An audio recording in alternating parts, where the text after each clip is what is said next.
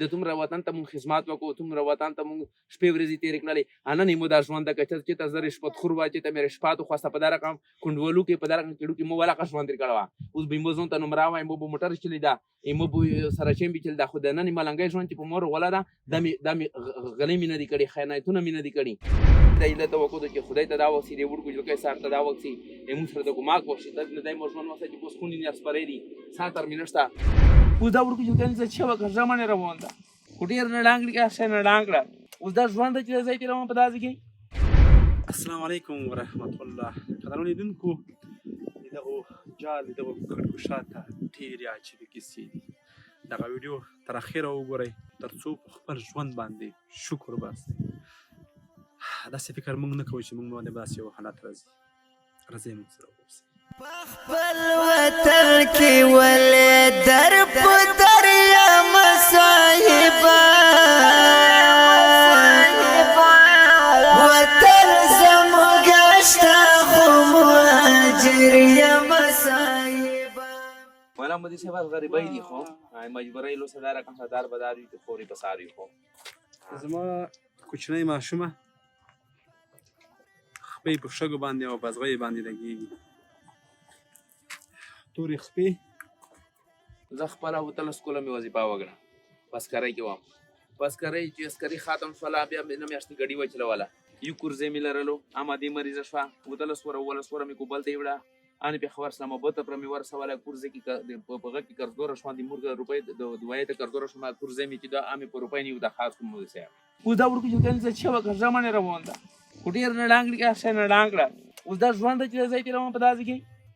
کور لرم چرالرم جومات لرم وطن کې، بلا کلونه تېر شول را بهر یم صاحبه. په ګډنې زه خلخونه اوستم که وړکي دې زه پوستم که ځان ته ګوټۍ په جوړي کوم چې کومې خښتې وي هغه په هغه کې نه موتې کړي، خبرو کې نه موتې کړي. مهاجر یم صاحبه، وطن زموږ شته خو مهاجر یم صاحبه. زما قدرمنو وروڼو، که داسې یو کوچنی ماشوم نهاری شي او وږی شي او ته یو پلار واوسې، هغه وخت به څه فکر کوې؟ ورور مې په وظیفه کې و، پخواني دولت کې و، خو اوس هېڅ هم نشته. دغه بچیان یې نهاره دي. په خونه کې ګاډ وړه ولاکه لرم. ورور مې په سرو سترګو باندې ژاړي.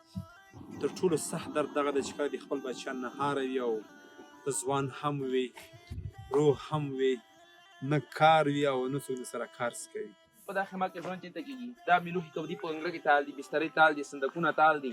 اوس دا خیمات و چې نن دې ورانه به سمودي صاحب بیا عکس یې په دا کې وړکي جوړکۍ ګیز موندو چې ارزوګېدلی نه شي. زه خپله والا ګیز موندو اول قدم کې والا کسر زېږېدلی شم چې زه په دغه ځای کې په اوبو زه نه شم زېږېدلی. نو وړکي جوړکۍ به په دا خیمه کې چېرته مدیر صاحب ژوند وکړي؟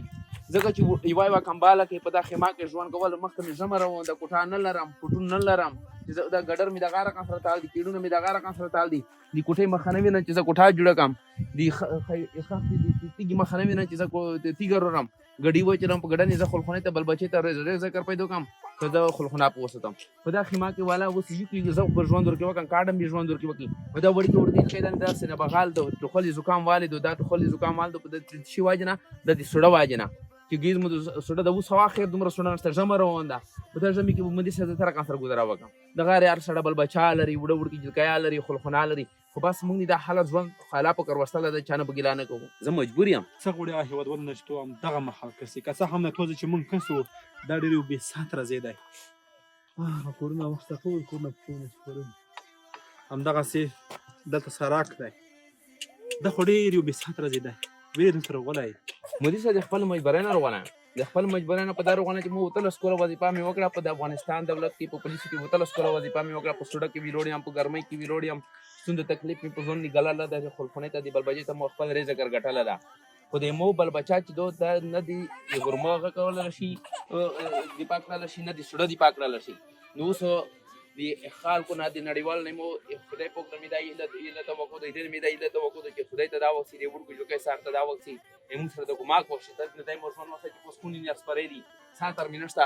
دې په لاتان د پوسټ نشته پر دې ساتر مینشته به ساتر دې به ساتر په ځکه زه پروتم د ویلي پروتم د خپل مجبورای دي لو سپروتم کزه اوس بګیته وزم غړي چلوم په دغه کې خلخونه ورګي جګای پتی کې کوم درې ته نو وزم ورګي کمی په دغه کې ور سره غوړه دو کله و په موټر غوار غوري کله بل په موټر غوار غوري یا یو شای نه وی بل شای نه په خونه کې تخت دې بس لاند ژوند لاند ژوندۍ په دغه ژوند په مونږ په دغه حالاتونو په دغه ژوندۍ کې تیریږي د تمره وطن ته مونږ خدمت وکړو تمره وطن ته مونږ شپې ورځې تیرې کړلې انا نه مو د ژوند د کچل چې تاسو رښپت خور واچې ته مې رښپاتو خاصه په دغه رقم کندولو کې په دغه کېړو کې مو ولا کا ژوند تیر کړوا اوس به مو ځون ته نمبر وای مو موټر چلی دا مو سره چې به چل دا خو د نن ملنګي ژوند په مور ولا دا د غلې مینه دي کړي خیانتونه مینه دي کړي د وطن سره مې خیانت نه دا کړ د نن ځکه په د خما کې په د کېړو کې ژوند تیر قد خوارانو هم پختنې تران غلال زکات د خانانو مار وریم صاحبا وتر زموږ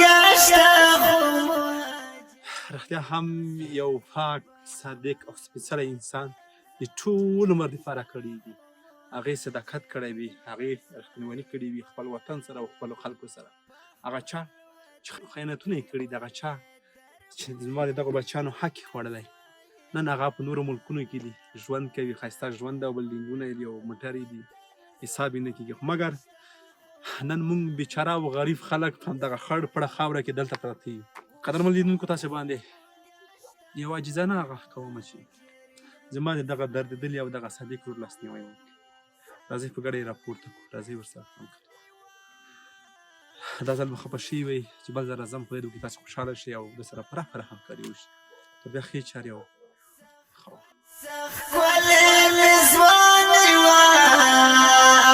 ښکلې زندګي وه دا اوس هم لیونی شوم